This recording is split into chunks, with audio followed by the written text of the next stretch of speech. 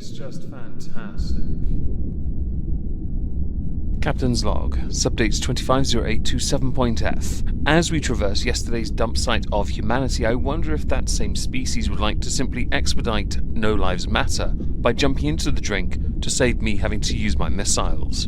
Honestly, I can't be bothered with another election campaign at this point.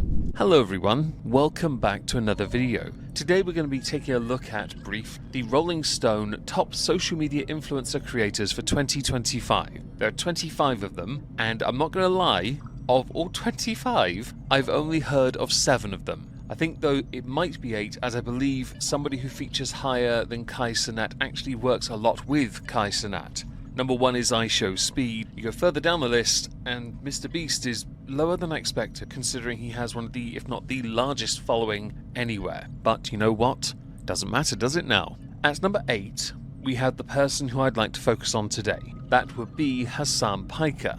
10.5 million subscribers. Don't know why it has to mention subscribers for him, followers for virtually everyone else. That's not a joke, by the way. He is a political streamer, for those who don't know. We've covered him before many times. On Omegon 2, I get a lot of flack for talking about him in any negative light, because how dare I hold him to the same standard as everyone else, and point out that he's a massive hypocrite. He also can't debate for shit, although he is going to be having a debate soon with Charlie Kirk, something which, much like the Ethan Klein debate, I would like to see. I'm looking forward to it.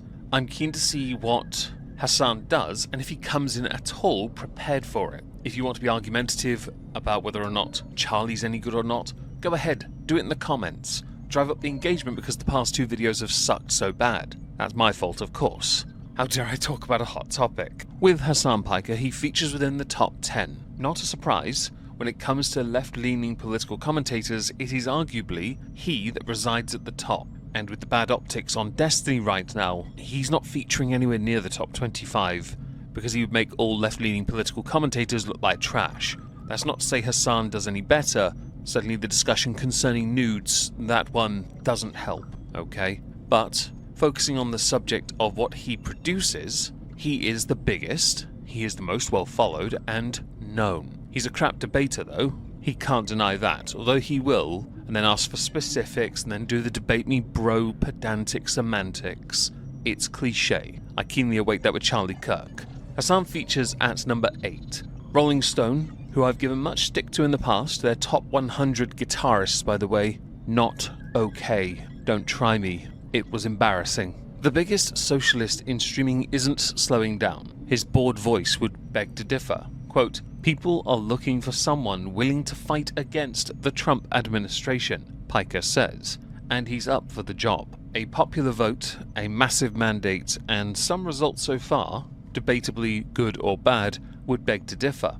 Hell, even CNN are starting to look favourably in his direction. Piker, 33 years old, oh, that would explain the hairstyle hiding the hairline, okay, covered the LA ICE protests, oh, that was cute, interviewed leftist leader Jean-Luc, that person, in France, toured Queens with New York City mayoral candidate, it's a brave one, and visited the headquarters of the Japanese Communist Party. Right, freedom of speech really shouldn't be next to the word communist, but okay, is top of mind. He was detained by border security and questioned about his political views when he returned from a trip abroad in May. His being detained was for a number of reasons. That doesn't cover it very well, does it now? We did on this channel. Quote from him, "That was an interesting experience." End quote. He jokes. He didn't joke about it when it happened. That gormless giant bitched about it like there was no tomorrow. And yet his recent international focus is no accident. He doesn't care about the other countries of this world. He cares about aligning with his echo chamber,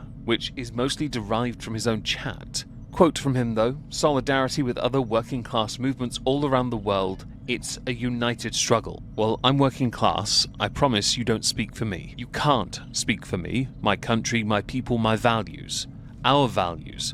We're in flux right now, and it's led to a big nationalist movement. Have you seen the flag stuff? It's quite entertaining. I care about my country and only my country. I don't care about other countries enough to do the research to try and empathize, because I only care what happens in my backyard. And if my people suffer, it's because of those in charge failing to perform or fulfill their mandate, many of promises of which have been reneged upon already, and more will be reneged upon before we even get to the winter with the energy bills going up.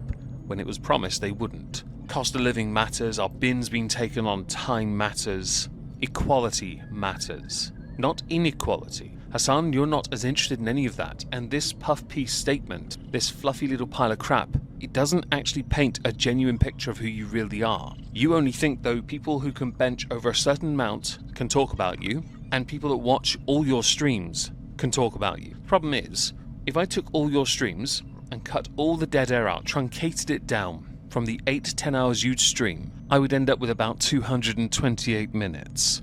A specific number because I would much rather watch the extended edition of the Fellowship of the Ring. At least then we know, with those who are corrupted and corruptible within it, we know where they're going. I don't think you've yet to make your mind up just yet, because your chat hasn't told you. Now, over on the gram of Insta, Hasan Piker has done an additional fluff piece little video bit for Rolling Stone. And that is where I want to go next, because what we see here is him...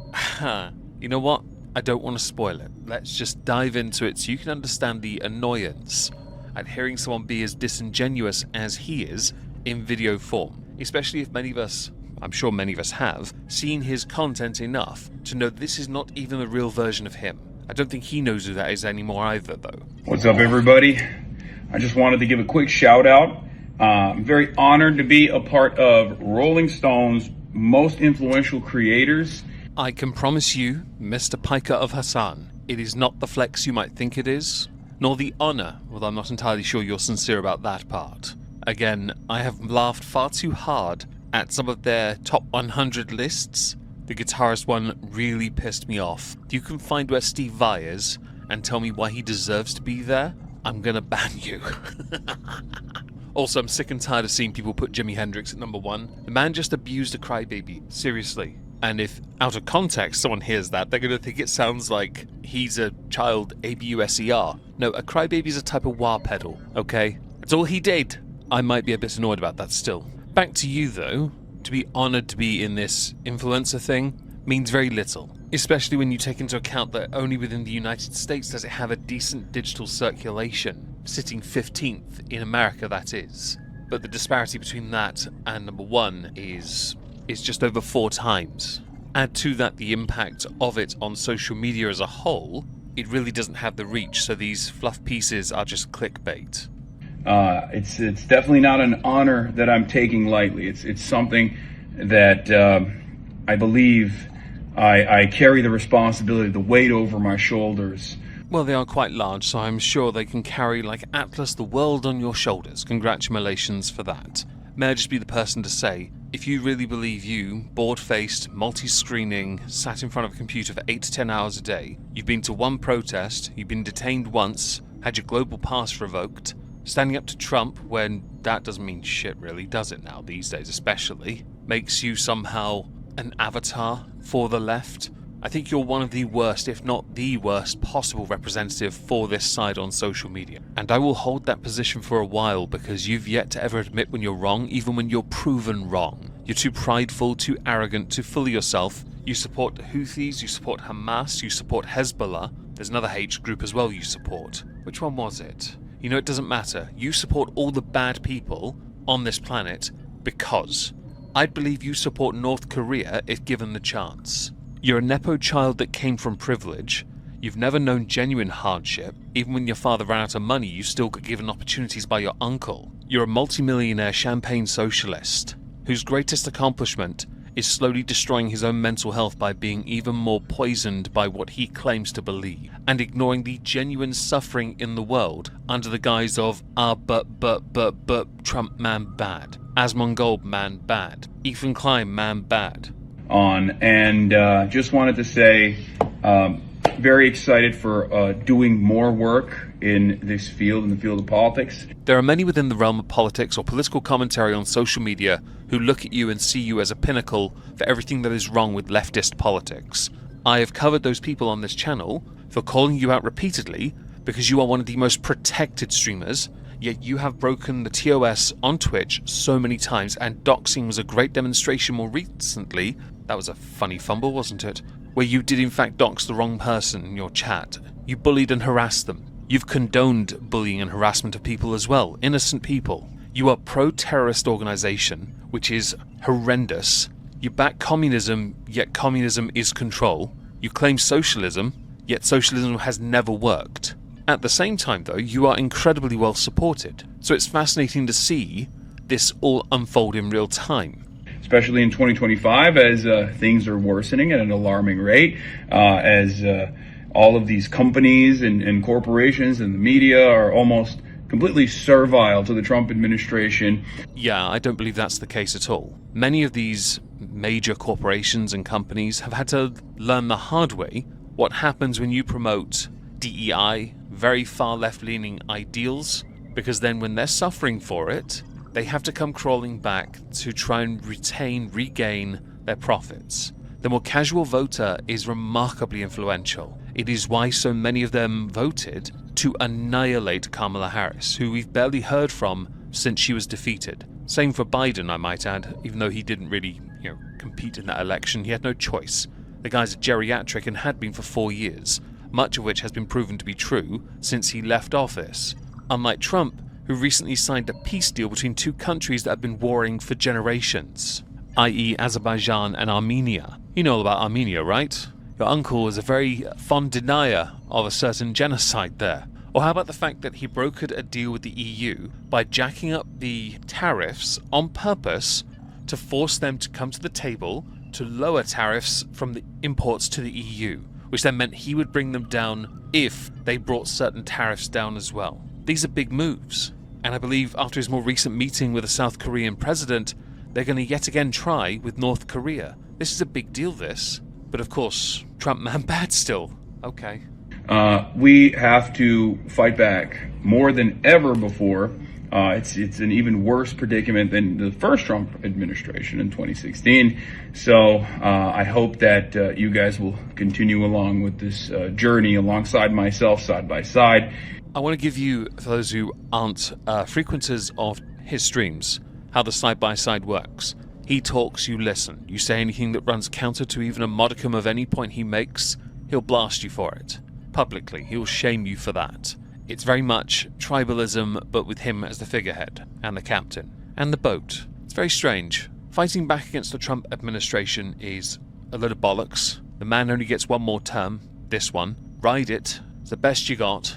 You think the situation's worse? You live in California. Any of the crap you have to endure in your state is entirely the fault of your governor. Have you got reservoirs yet or not? You really do need those, by the way. The vast majority in the country that voted for Trump voted for ICE to do what ICE is doing. People latch onto this and say, but I voted Trump and didn't say that. You are a minority within the majority, okay? Trump does have a resounding mandate, and you've got midterms next year. If you're going to fight back, that's your best hope. But reality is, until then, he has unfettered access to do whatever the hell he likes to make sure he fulfills his duty as president. Whatever you think fighting back really means, I wish you luck, but I don't believe you're as impactful as you think you are. Not least because you've been undone repeatedly by public appearances, and you've been done repeatedly because of your own privileged upbringing. You are a hypocrite. Keep fighting the good fight. If you feel like you are succumbing to nihilism because you feel powerless when you see these things, when you see these events that are unfolding, catastrophic natural disasters with seemingly no solution from the government. Do I need to name drop California again on purpose? Every solution that California had, been given, Newsom didn't take. He had every opportunity to do right by the state and didn't. Hasn't. Won't. To those in California, if you agree with that statement, I don't care about American politics that much, but I do see this, and again, why you don't have reservoirs is the dumbest thing I've ever seen in my life. The fact you can't store water is dumb. You are not protected, and the state has guaranteed you are not. If you'd like proof of this, look at the crime and corrections rate that place it 38th of the 50 states. 50th when it comes to opportunity. Fiscal stability at 42nd. It is the most populous state in the nation, and seriously, it's not a great place to live. You'd know that you live there. It is down to the governor to deal with these issues. And what does Newsom do? Blame Trump. This is why I find it so irritating to see Hasan at 8th, because it gives him an inflated ego to say Trump man bad. It's like listening to Green Day now at festivals.